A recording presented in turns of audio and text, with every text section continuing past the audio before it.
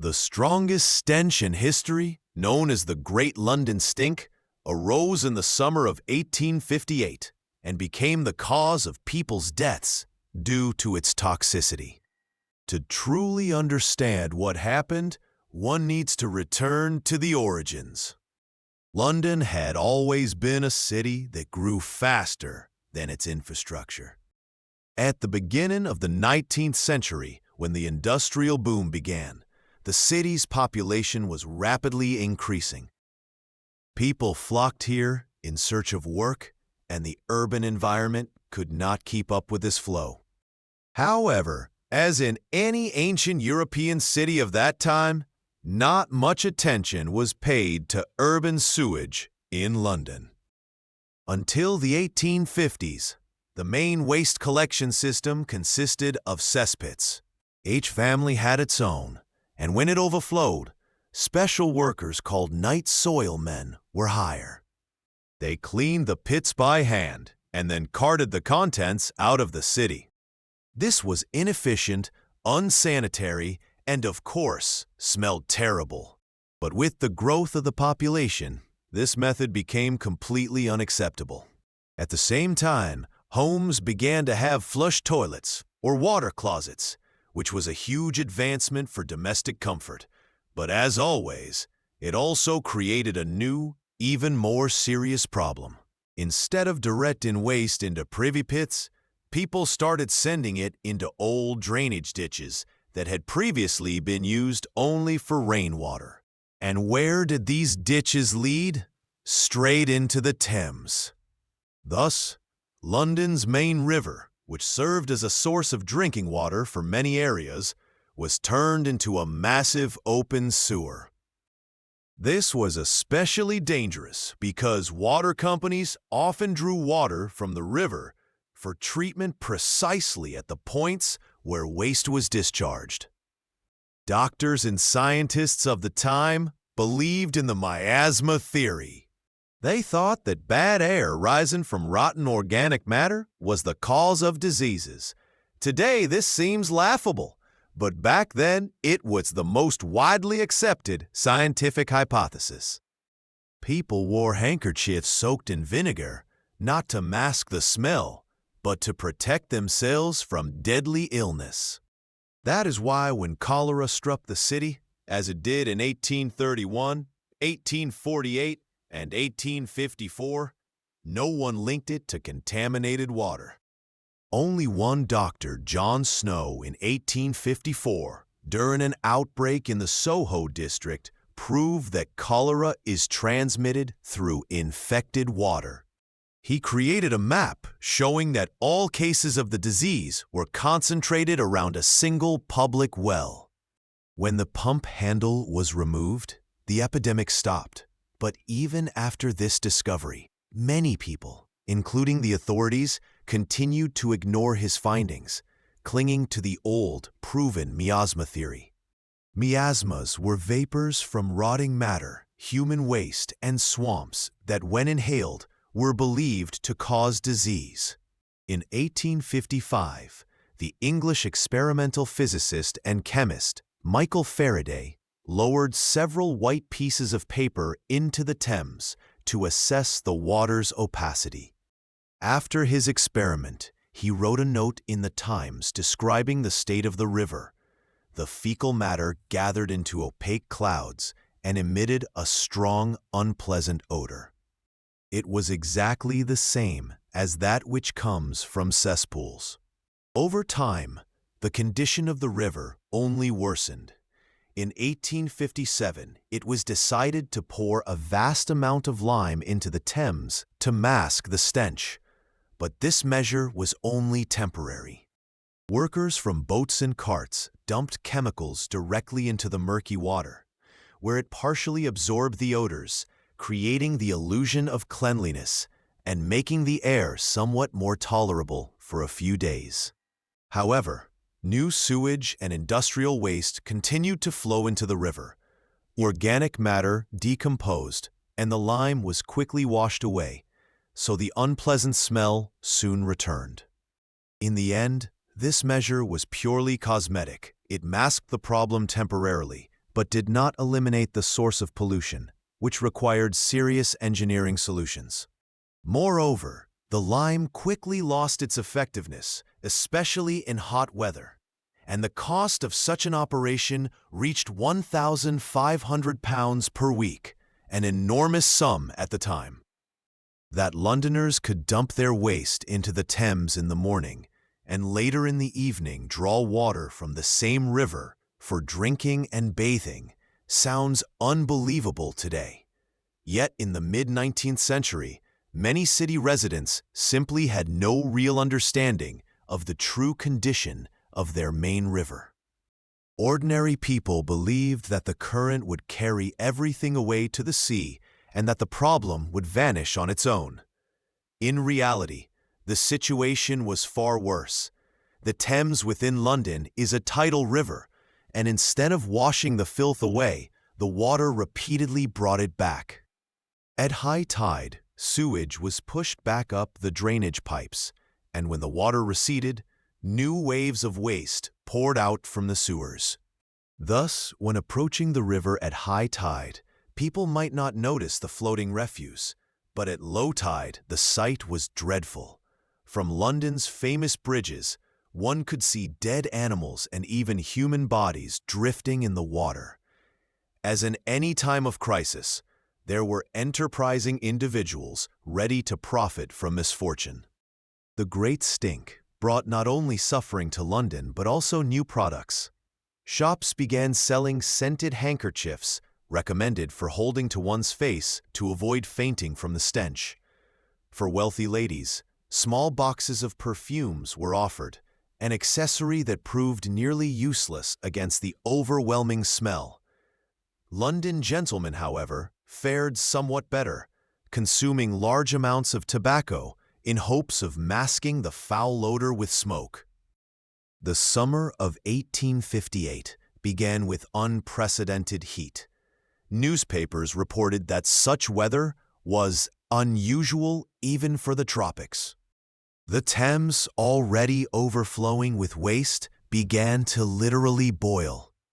The water level fell, exposing thick layers of silt mixed with filth. This rotting mass, heated by the sun, started to evaporate. That was when the Great Stink began. It was not just an unpleasant smell. It was a pungent, nauseating substance that penetrated the nostrils and lungs, causing people to vomit. Life in London became unbearable. Public transport that moved along the embankment stood empty. People avoided areas near the river. Children stopped playing outside. Leading newspapers, such as The Times, wrote about it every day, calling the Thames a stinking hell and a filthy cesspool. They urged the government to take immediate action. Rowing clubs canceled all competitions. Leisure on the Thames, once a popular pastime, became impossible. Workers at the shipyards along the river fainted from the stench. Some of them refused to show up for work. The stench spared no one. It seeped into both wealthy mansions and poor slums, but the rich at least had the option to leave the city, while the poor were forced to endure this hell. The Thames was called a receptacle of filth and a breeding ground for plague and typhus. Queen Victoria and Prince Albert wanted to go on a cheerful cruise, but after a few minutes, they had already returned to shore. The press began writing that anyone who inhaled the smell of the Thames would never forget it and would be lucky even to remember it at all if they survived long enough. Writers told each other that instead of being a fresh and beautiful river, it had become a deadly ditch, and the stench was so horrific that a single breath could make one feel twisted in two. Everything unwanted by people, from the contents of chamber pots and modern flush toilets to the corpses of pets, spoiled food, and waste from industry, ended up in the Thames.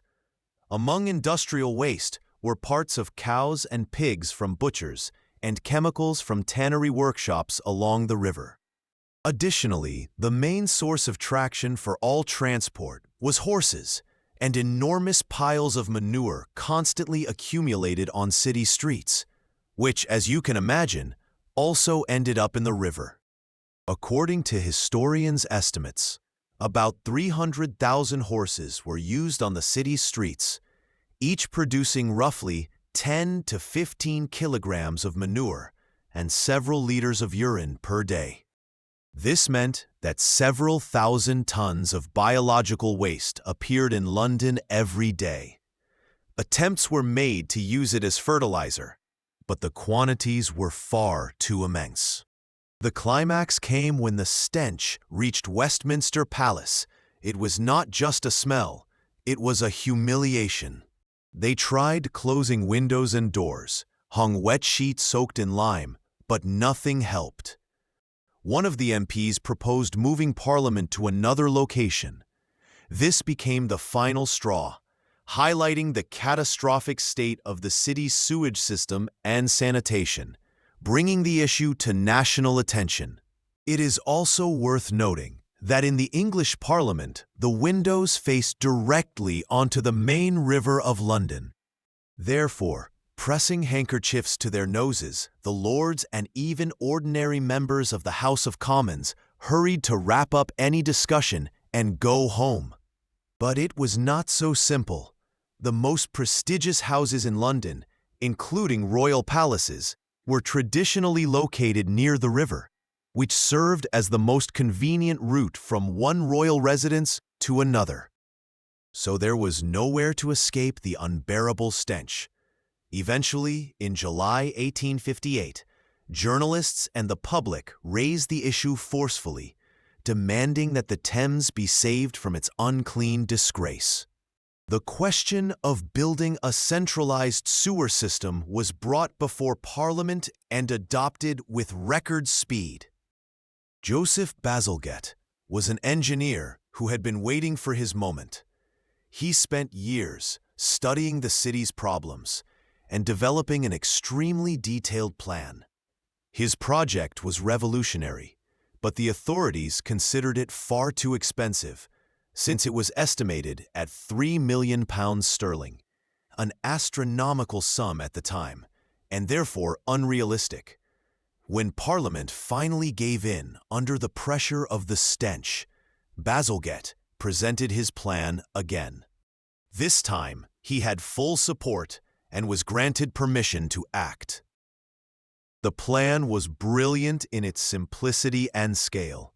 It involved the creation of 5 giant intercepting sewers, 3 on the left bank and 2 on the right, running parallel to the river. These sewers intercepted all the waste that had previously flowed into the Thames and diverted it downstream, beyond the city, to the main outfall stations at Beckton and Crossness, where treatment plants were later built. Since the city had a complex terrain and sewage could not flow entirely by gravity, the engineer designed a network of pumping stations. The most famous of these were Abbey Mills and Crossness. These stations lifted wastewater to higher levels, from where it continued its journey through the sewers to the outfalls. The project was enormously challenging. Workers faced cave-ins, gas explosions, and flooding. Bazalgette personally oversaw every stage, insisting on flawless quality. He even devised ways to route the sewers so that they would not interfere with existing underground infrastructure, including railway lines. About 400 draftsmen were hired for the design, followed by thousands of day laborers for the construction. The sewer system reaches deep into the city. Its tunnels are rich with refined architectural details and ornamentation, such as stepped vault edges. Naturally, the original design exceeded the budget, but the Prime Minister approved additional funding. The implementation took 10 years and was completed in 1865. For construction, Bazalgette used new materials such as Portland cement, which was incredibly strong. By the 1850s to 1860s, it was already being produced industrially in Britain. It was named so because once hardened, it resembled the stone from the Isle of Portland. Before Bazalgette, large engineering structures were typically built only with brick and lime, which deteriorated quickly under the effects of water and chemicals and had limited durability, especially underground. The use of Portland cement allowed Bazalgette to build super sewers that are still in operation today, more than 150 years later.